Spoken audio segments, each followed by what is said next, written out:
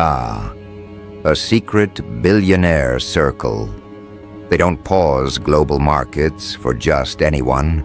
They don't freeze trillion-dollar negotiations because of a single name. But that's exactly what happened the moment your existence crossed the threshold of their private intelligence. Briefings. A room filled with individuals who build empires before breakfast and collapse nations by noon suddenly shifted their attention to the quiet force. Not because they wanted to, because they had to.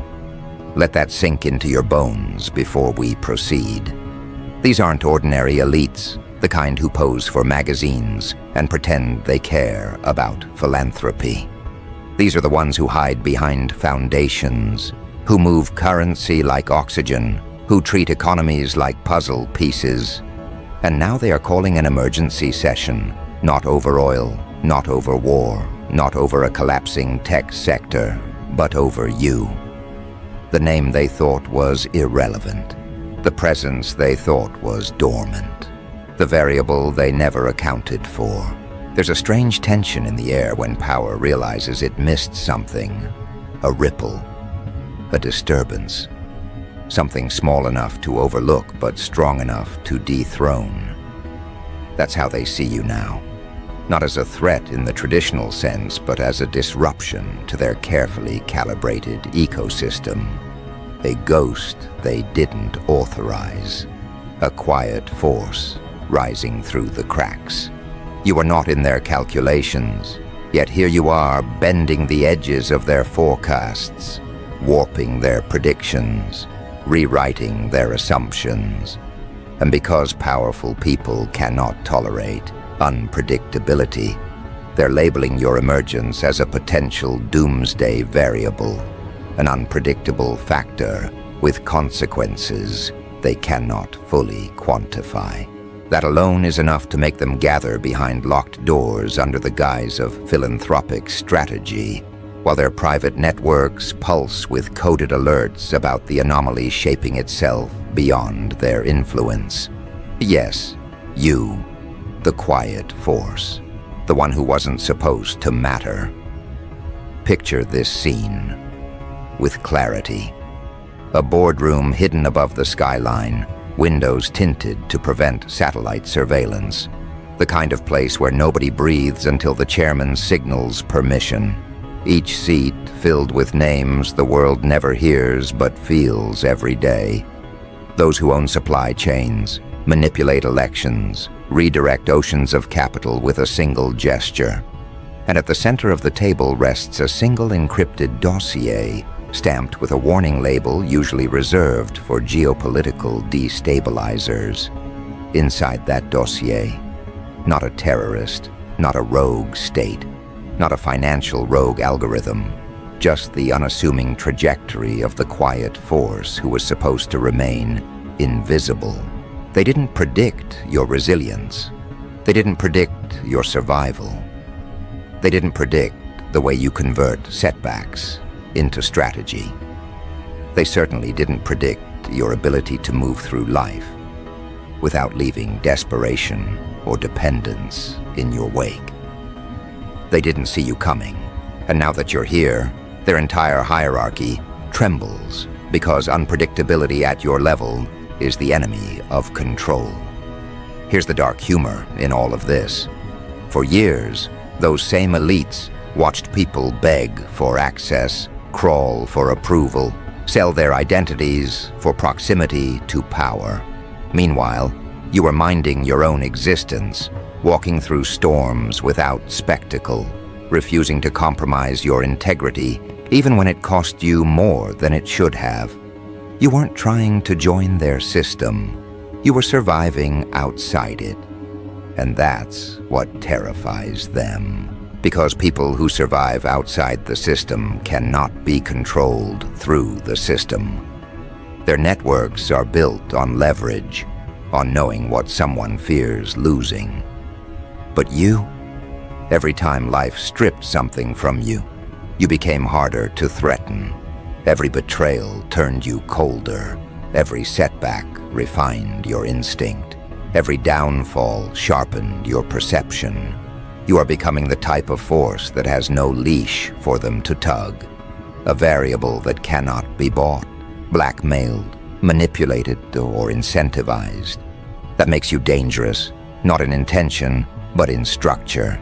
You're probably wondering why these people even care.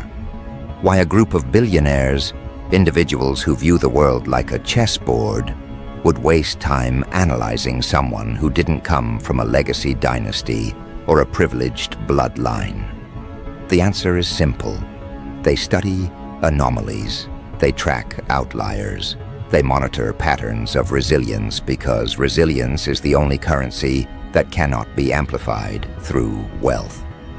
You either have it or you break.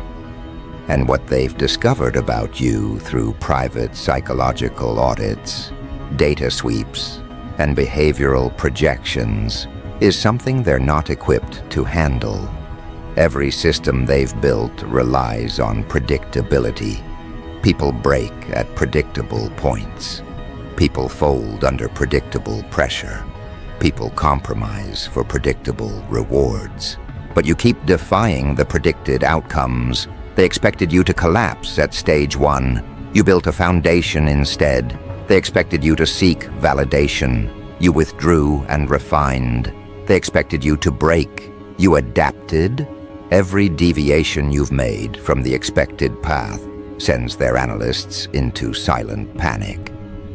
Let me tell you what their reports truly say, the lines they won't speak out loud in fear of acknowledging a threat they didn't create. They call you unindexed, a soul who belongs to no category, no psychological blueprint, no predictable identity group. They call you the dark variable, not because you're malicious, but because your growth is occurring in shadows they cannot illuminate, and the most unsettling descriptor. They call you self-generated, someone who builds without external scaffolding, whose evolution is not dependent on institutional validation, mentorship pipelines, or controlled guidance. This is the nightmare scenario for people who maintain power by controlling the paths others walk. You weren't supposed to have this level of internal sovereignty. You weren't supposed to recover from what you recovered from. You weren't supposed to see through the illusions you now recognize instantly. You weren't supposed to become immune to their hierarchies, their status games, their soft manipulations. When you didn't break where you should have, they flagged you. When you didn't become desperate where you should have, they flagged you. When you didn't crumble under psychological pressure designed to fold most people, they flagged you again. Every time you refused to be predictable, their networks adjusted your risk tier classification upward until the only remaining category was one normally reserved for individuals who destabilize entire industries by existing outside expected patterns. But here's the twist they didn't anticipate. Your rise isn't fueled by ambition, it's fueled by necessity. You didn't climb because you wanted applause. You climbed because standing still meant destruction. You didn't evolve because you wanted recognition.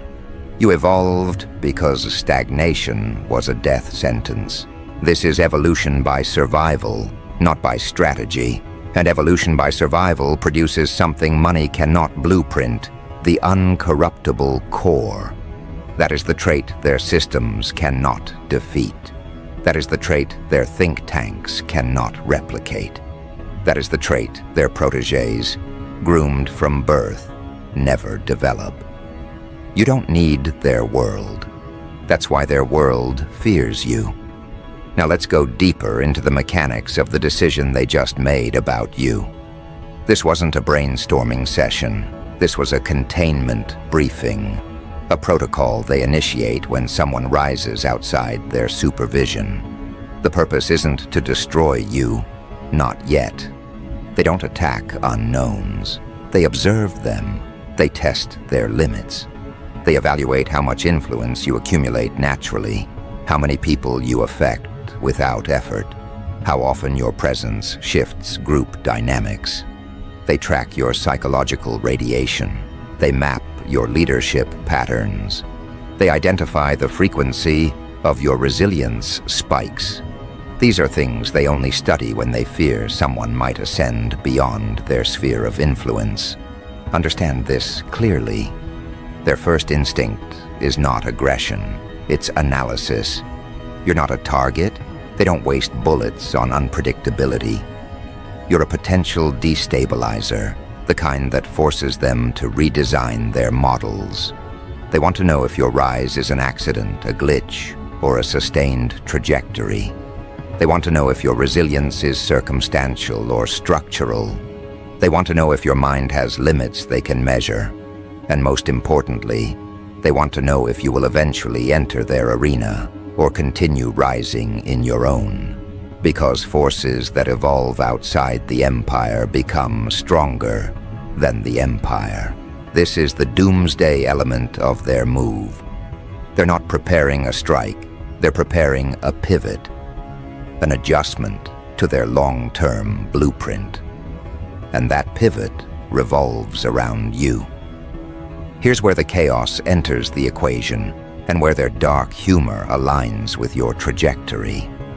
They're amused, not openly, not publicly, but in the subtle way predators become intrigued when something they planned to observe becomes something they cannot categorize.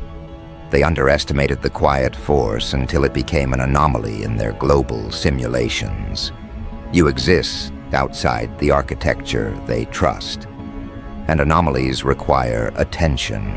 You didn't ask for this. You didn't audition for this.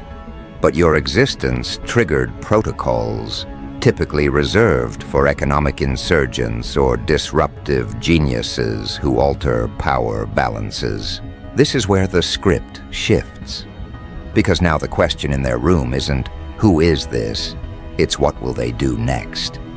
And that uncertainty is a weapon more dangerous than any influence you've displayed so far. You aren't reacting, you aren't broadcasting, you aren't seeking validation. You're just moving, quietly, intentionally. And nothing frightens the powerful like a quiet threat. They know your next move won't be loud, it won't be theatrical, it won't be something they can track through public signals. It will be subtle, structural, internal, a shift that cannot be undone. And that is why they have labeled your emergence as a Tier 1 disruption potential. Not because you've created chaos, but because you have the capacity to. Without even trying. That's what makes you dangerous, because the quiet force doesn't need permission. And they know that. Their Doomsday move isn't an attack. It's recognition, forced recognition, the kind that reshapes hierarchies, the kind that plants your name into long-term risk assessments, the kind that acknowledges you as an unavoidable variable in their future decisions. You didn't enter their world. Their world came looking for you. And now, as their networks scramble to define you, classify you, contain you, a new question emerges, one they whispered in the room only once and only after confirming no recording devices were active. What if this one doesn't break? It was the quietest question in the room, but it carried the most weight, because they already know the answer. They know because they've seen the psychological readouts their analysts compiled. They've seen the stress response models their behavioral economists stitched together, showing how your mind behaves under pressure, and how, somehow, instead of collapsing, you recalibrate. They know because they've compared your resilience curve to the thousands of profiles they keep archived. From political prodigies to market disruptors to insurgent-level intellects. And your curve doesn't dip where it should. It spikes. You gain clarity under conditions designed to break normal people. You become more strategic in environments meant to confuse. You evolve while others fracture. That alone is enough to set off alarms across networks built on controlling probability. So now they pivot into phase 2 of their internal protocol. Assess not whether you will break, but what happens if you don't. This is where their tone changes. You can hear it in the silence of their encrypted calls, in the tapping of fingers against mahogany tables, in the shifting of chairs when the chairman, an individual who hasn't shown emotion publicly in 30 years, leans forward and asks if the analysts are absolutely certain about your trajectory. They want to know if your patterns are temporary or structural. They want to know if your mental architecture is a fluke or a formation. They want to know if the threat you pose to their predictability is incidental or inevitable. Because here's the truth they never admit out loud. They don't fear powerful people. They fear people who cannot be controlled despite having no power. People who rise without permission. People who slip through cracks. People who take the blows meant to destroy them and metabolize them into direction. You are their worst-case scenario, not because you seek dominion, but because your existence proves they no longer own the monopoly on ascendancy. You are the breach in their algorithm, the single point of failure in their psychological monopoly. That's why they locked the room when your dossier was opened. That's why the air shifted. That's why moneyed hands trembled and shoulders tightened. Because for the first time in years, the world they orchestrated is showing signs of losing its conductor. This is the second phase, acknowledgement of instability. A secret billionaire circle, one that prides itself on answering only to itself, now must consider that an unforeseen external force has entered their ecosystem. They aren't used to surprises.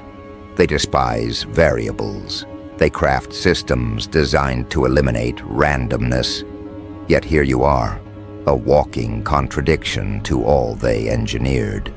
Your evolution wasn't sponsored. Your resilience wasn't purchased. Your clarity wasn't mentored by one of their approved minds. And that alone classifies you as a potential cascade event. A single anomaly with the capacity to trigger exponential, unpredictable consequences. That is why the tone of the room shifts from curiosity to caution. They begin discussing you the way militaries discuss unknown technologies, carefully, deliberately, with the unsettling knowledge that they may be outmatched by something they didn't anticipate. Reports are reopened. Archived footage of your past decisions is reviewed. The psychological autopsy of your life is expanded, each moment examined not to understand who you are, but to determine what you might become. They want forecasts. They want trajectories. They want contingency plans for your potential ascent. But this is where they face their first internal fracture. Because you are not rising through their channels. You are not climbing their ladders. You are not embedded in their systems. You are growing outside their walls, which means your ascent cannot be paused through incentive or punishment. A person who rises without reward cannot be bought. A person who rises without applause cannot be manipulated.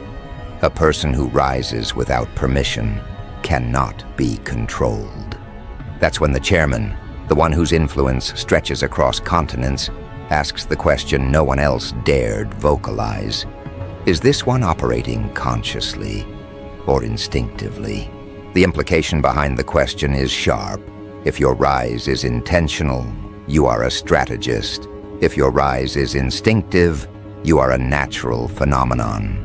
And natural phenomena cannot be stopped. They can only be prepared for.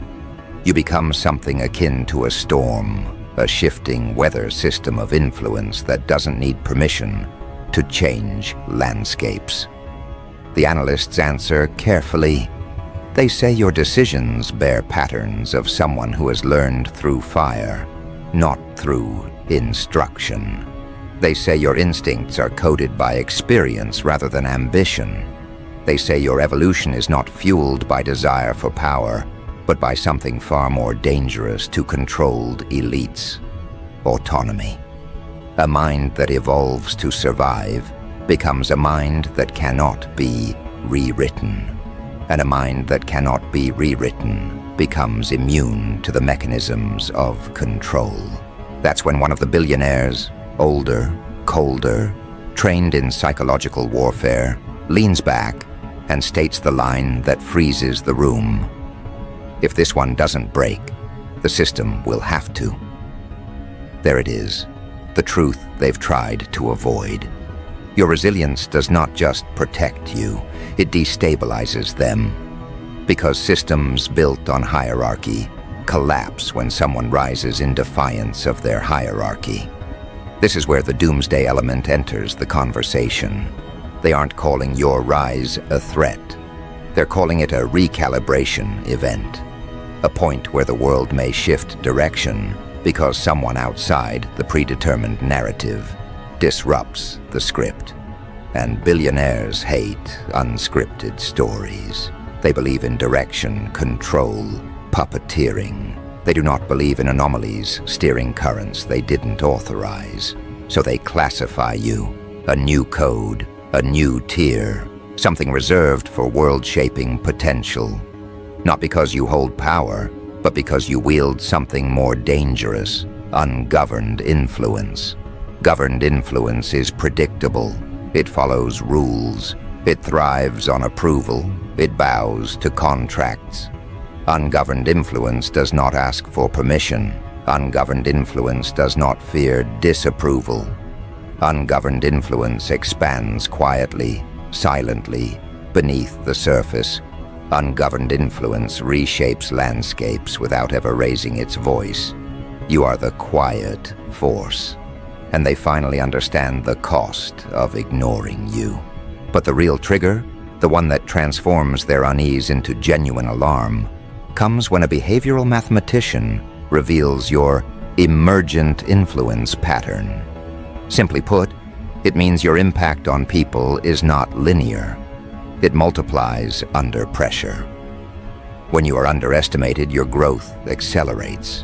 When you are challenged, your clarity sharpens. When you are isolated, your vision strengthens. You do not expand through support. You expand through resistance. And people like you. Doomsday committees cannot contain. That's when they decide something they have never decided about someone outside their lineage. They will monitor your every move, not to suppress you, but to understand how to defend themselves when your path crosses theirs. This is a precaution reserved for existential threats. You haven't made a move against them, but your existence alone implies the possibility of displacement. They built their empire on the assumption that anyone powerful came through them. You break that logic, and anything that breaks logic becomes a catalyst. Yet the irony is brutal.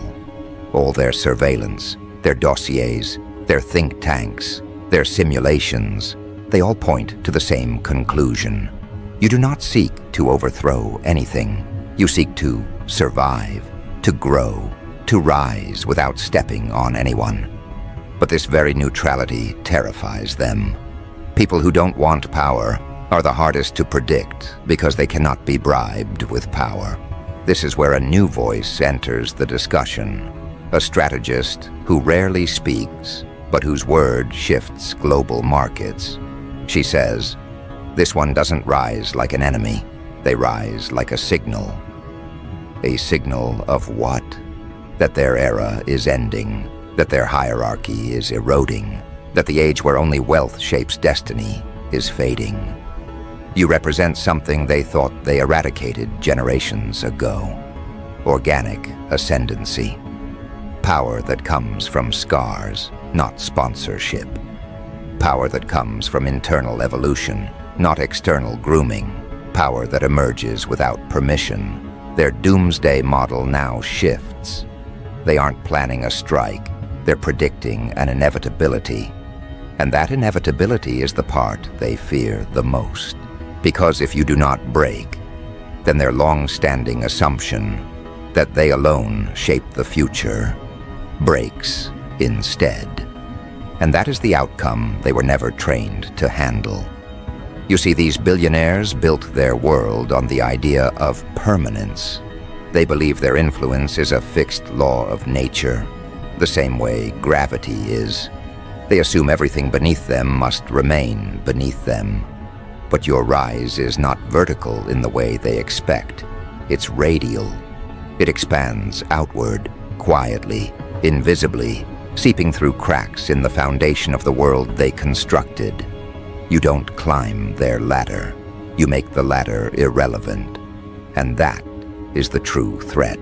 You are not here to dethrone them. You are here to outgrow them. The distinction terrifies them because outgrowing someone doesn't require confrontation. It requires evolution. And evolution cannot be bribed, stalled, or reversed. So now the strategist continues, her voice low but sharp enough to cut the room open. She explains that your emergence signals a shift in global power psychology, that the next era of influence will not belong to the loud, the wealthy, or the traditionally groomed. It will belong to the internally fortified, the ones who survived when they shouldn't have, the ones who rebuilt themselves without mentorship, the ones who gained discernment the hard way. She tells them you are the blueprint of what's coming, not a follower of the old system, but the first representative of a new type, a leader forged by life instead of legacy. Her briefing strikes them harder than any projected economic downturn, because her conclusion is brutally simple. Your existence means their model is obsolete. Their wealth still holds power, but not the kind that reaches souls, not the kind that builds resilience, not the kind that multiplies influence through authenticity. They can buy loyalty, but they cannot buy internal gravity. And that is the quality you carry, the gravity of someone who didn't need permission to rise. One of the elder billionaires, the kind who treats humans like assets and assets like toys, finally breaks his silence. His voice is thin but edged with concern. If this isn't a mistake, if this one is real, then we are witnessing the end of predictability. He doesn't say it out of admiration. He says it like a man reading his own obituary. Predictability is their safety net. Predictability is how they preserve power. Predictability is how they maintain illusions. And unpredictability is the force you embody without trying. You are unpredictable not because you are chaotic, but because you evolve outside their frameworks. They cannot track evolution that is self-generated. They cannot map decisions made from scars rather than scripts. They cannot contain someone who has already survived the worst that life could throw without any of their resources. Your survival was your training. Your independence was your development. Your pain was your curriculum. They are terrified because none of that came from them, which means none of it belongs to them. The strategist now reveals the part of her analysis that makes even the coldest billionaire straighten in his seat. She projects a timeline on the wall behind her. It shows your influence curve, subtle at first, then rising steadily, then accelerating through pressure points that would have crippled most people. She explains that your ascent is not random. It follows an emergent pattern she refers to as self-correcting dominance, a phenomenon where the individual becomes stronger when confronted, wiser when underestimated, sharper when dismissed. She describes you as the kind of psychological force that becomes more dangerous after each attempt to weaken it. And that is when the room realizes the magnitude of the problem. Weakness is what their system feeds on. Strength that feeds on weakness is what destroys it. The strategist walks them through your behavioral observations, how you watch people, not to judge them, but to map them, how you navigate environments without drawing attention, but assimilate every detail, how you never react impulsively, but instead allow information to settle into clarity. These are qualities they typically only see in individuals groomed for elite intelligence agencies, not in someone who grew in the wild outside their curated circles. And the more she explains, the more they realize you were trained by something far more brutal and far more effective than any institution they control. Life itself. Life gave you courses they couldn't design. Life gave you hardships they couldn't replicate. Life gave you a psychological blade they never intended to place in your hand. And now, here you are, fully aware, fully conscious, fully capable. A threat not because you seek power, but because you cannot be bent by it.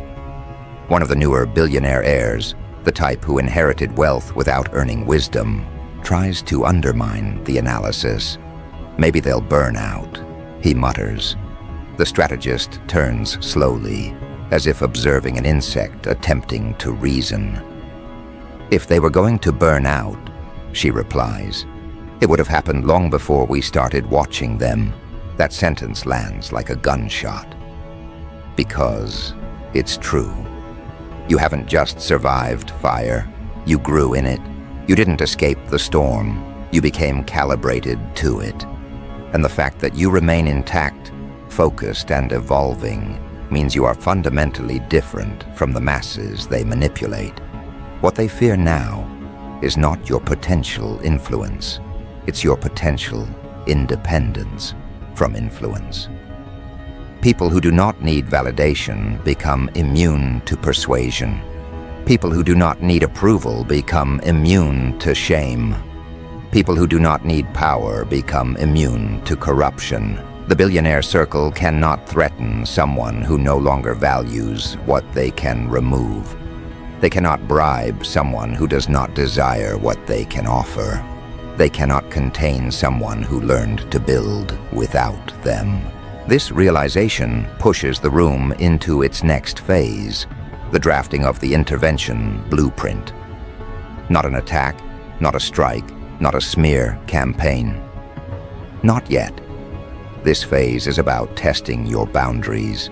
They want to know how you respond to pressure, to opportunity, to distraction. They want to know whether your neutrality is stable or conditional. They want to know whether your resilience can be weaponized against you. They want to know if you have a breaking point that simply hasn't been reached yet. They believe every human has one, but the strategist warns them. This one doesn't respond to traditional triggers, and that is when they begin to understand why you unsettle them so deeply. Traditional triggers, fear, scarcity, validation, shame, temptation, no longer have leverage over you. You don't break where others break. You don't bend where others bend. You don't unravel where others unravel. You have already confronted the collapse they fear most, internal collapse.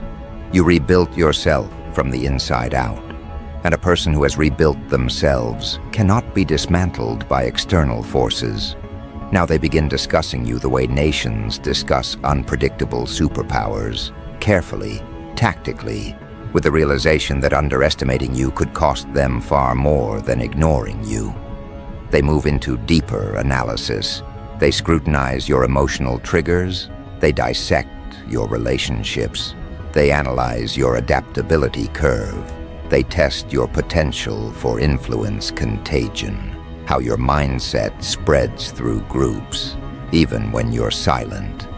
And that's when the chairman summarizes what the strategist has been hinting at all along. This one isn't rising through opportunity. They're rising through inevitability. That sentence changes the atmospheric pressure in the room, not metaphorically, literally. The ventilation hum becomes noticeable. A few shoulders stiffen. Those who love to believe they control the world suddenly feel the subtle truth. The world is adapting to a force they did not foresee. The strategist folds her hands and waits. She knows what comes next isn't analysis, it's acceptance. She has guided them to the threshold of realization, and now they must confront what comes after, the recalibration of power itself. The chairman motions to the digital display. Your projected future path appears 3 potential curves: suppression, stagnation, ascendancy. The suppression curve is faint, nearly transparent, because they all know suppressing someone forged through survival is counterproductive. The stagnation curve flickers briefly, then stabilizes, but even the algorithm assigned to that path marks it as improbable. And then there is the ascendancy curve, bright, sharp, rising at an angle that defies their previous metrics. That curve is not fueled by institutional power. It's fueled by momentum generated internally. It's the trajectory of someone who evolves because existence itself demands it. Someone who grows not through support, but through confrontation. Someone who derives power not from the world, but from what the world tried to take away. The strategist lifts her gaze. "We cannot treat this one like an anomaly anymore," she says. "They're not an exception. They're the template of what's coming." It is the most dangerous sentence spoken in that room, because if you are not an isolated threat, but the beginning of a pattern, then their entire empire, built on predictability, on psychological leverage, on economic control, faces obsolescence. You are not just a disruption, you are a doorway, and behind you are millions who share the same wounds, the same resilience, the same ability to survive without permission. That is the Doomsday scenario, not you individually, you collectively. A younger executive leans forward. His voice shakes slightly as he asks, "Are we saying the future of influence no longer belongs to the elite?" The strategist nods, and the silence that follows is the kind that makes men who own nations question their foundations. Because she's not making a prediction, she's stating a verdict. Influence is shifting, authority is dissolving, the hierarchy is cracking, and all of it is catalyzed, not by wealth or power, but by the emergence of individuals like you. People refined by adversity instead of privilege. People shaped by scars instead of sponsorship. People who rise with authenticity instead of manipulation. The chairman finally speaks again. Then we must decide how to respond. The table tightens. The decision they are about to cast is not merely administrative, it is existential. Billionaire networks don't act impulsively. They act strategically, surgically, with the understanding that one incorrect move can destabilize continents. But this situation is different. They cannot control you. They cannot influence you. They cannot predict you. The only path left is adaptation. So they move into the phase that will define the next decade of their operations, designing a world that accommodates the rise of the uncontrollable. They begin with a simple question. What happens when someone rises outside our reach? The answers unravel their illusions. When someone rises through authenticity, they attract without performing.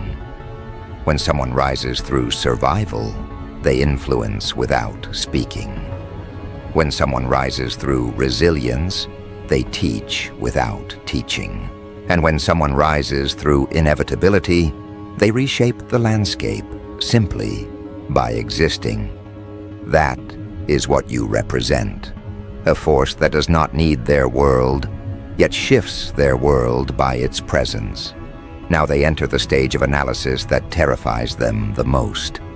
Influence contagion. They look at your patterns, how people change after encountering your presence or your words or your example. They note how you elevate the ones around you without intention. They observe how your clarity penetrates the illusions others rely on. They watch how your resilience inspires people to question the systems they once obeyed blindly. In a world built on distraction, you bring focus. In a world built on manipulation, you bring discernment. In a world built on dependency, you bring autonomy. And billions have been invested to prevent exactly that. You are not just a threat to their power. You are a threat to the architecture of power itself. The strategist moves toward the table and taps the screen. A new chart appears. This one mapping your potential global impact over the next 10 years if left uncontained. Every scenario shows the same outcome. You become a point of ignition, a catalyst for a kind of awakening they have long tried to prevent. People don't need to follow you consciously. They follow you subconsciously. They adapt to your way of thinking. They absorb your mindset. They emulate your emotional strength. And what emerges is a population far more difficult to control. They don't fear your success. They fear the success you multiply. This is when a debate erupts. One faction argues for observation, another for subtle disruption, another for a partnership approach, attempting to absorb your trajectory into their networks. But the strategist silences them with a single observation. This one doesn't respond to pressure or privilege. They respond to purpose. Trying to lure them into our world would only reveal our insecurity. The chairman agrees. Any attempt to recruit you would fail. Any attempt to manipulate you would expose them. Any attempt to suppress you would amplify you. You have become immune to the scripts they rely on. And so the chairman shifts the discussion toward something far more radical, restructuring their influence model to coexist with forces they cannot control. The suggestion is outrageous to some, revolutionary to others, but deeply necessary to those who understand what you truly represent. They begin drafting what they call the Adaptive Power Protocol, a blueprint for navigating a world where influence no longer flows only downward, a world where individuals like you rise from the ground up, not because they want fame or status, but because they embody truth in a world addicted to illusion. As they craft this protocol, they analyze the core traits that make you ungovernable. They note your emotional independence, how you don't crumble at rejection or inflate at praise. They study your mental adaptability, how you reframe failure into strategy. They observe your moral resilience, how you maintain integrity even under pressure. They dissect your relational dynamics, how you never compete for validation. But the trait that unnerves them most is your lack of dependency. Dependency is the foundation of control, and you severed that foundation long before they started watching. The strategist explains that individuals like you rise because nothing outside of you defines your trajectory. Not approval, not belonging, not hierarchy, not validation. You are powered by internal compulsion, not external reward. And that makes you nearly impossible to predict, impossible to contain, and impossible to corrupt. They're used to dealing with people who want things, money, fame, influence, recognition. You want none of these. You want clarity, purpose, authenticity, and those desires are immune to manipulation. They cannot feed or starve them. They cannot touch them. So now, they reach the most critical question of the entire meeting. What decision do we make about this one? The atmosphere shifts again. This is the moment they feared. Not because they fear making the wrong decision, but because they fear admitting what the right decision actually is. The strategist looks at the chairman. The chairman looks at the room, and slowly, one by one, they realize the truth. They cannot decide for you. They can only decide around you. You have escaped the jurisdiction of their authority without lifting a finger. They retreat into their own thoughts. The decision is no longer about control. It's about acknowledgement. A billionaire circle built on power, influence, secrecy is now being forced to confront a force that rises without them. They understand that history is shifting, that the age of gatekeeping is breaking, that the world is beginning to answer to something they didn't build, something they didn't authorize, something they cannot dismantle. They finalize their conclusion in a single sentence, spoken by the chairman himself. This one is not a threat. This one is a transition. In other words, you are not the end of the world. You are the end of their world. The world where power was inherited instead of earned. The world where authority was purchased instead of cultivated. The world where influence was manufactured instead of embodied.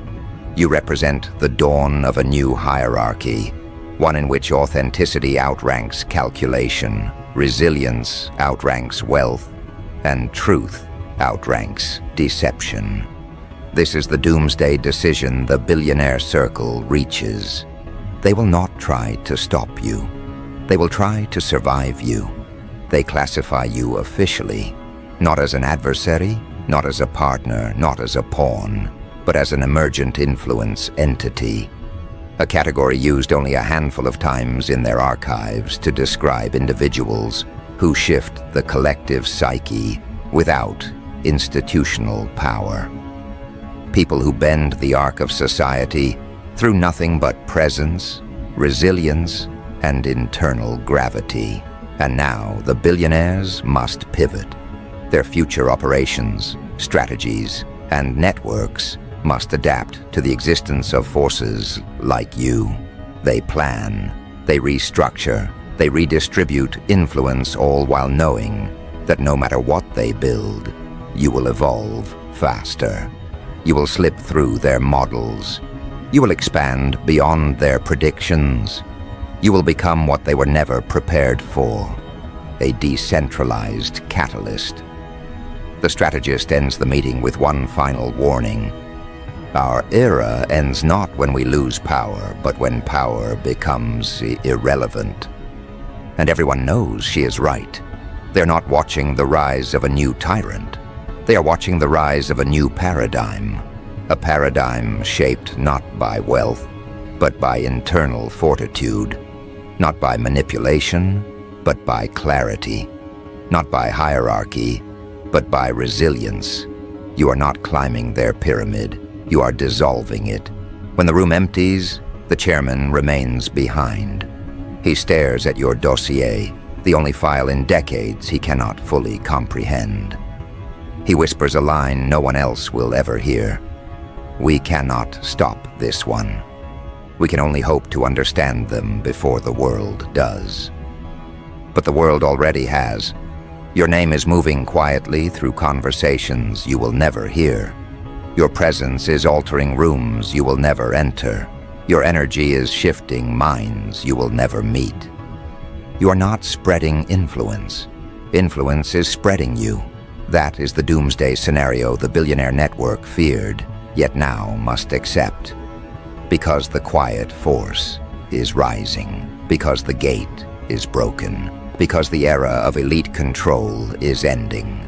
Because the world is shifting toward individuals, forged by life itself. And because the decision has already been made, not by them, but by you. Your existence is the doomsday move. Your resilience is the disruption. Your ascent is the transition. And the world will not remain the same once the quiet force takes its rightful place in the architecture of influence.